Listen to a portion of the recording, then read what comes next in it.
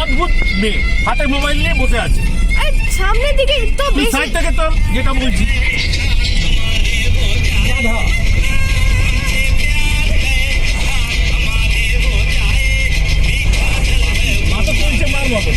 মার যদি ছবিটা খারাপ হয় তখন তো ইয়েটাই জানবে, আবার এসে ছবি তুলবি যদি না থাকতো তাহলে আমি বলতাম। ওটা আসতে বলে বোঝে না।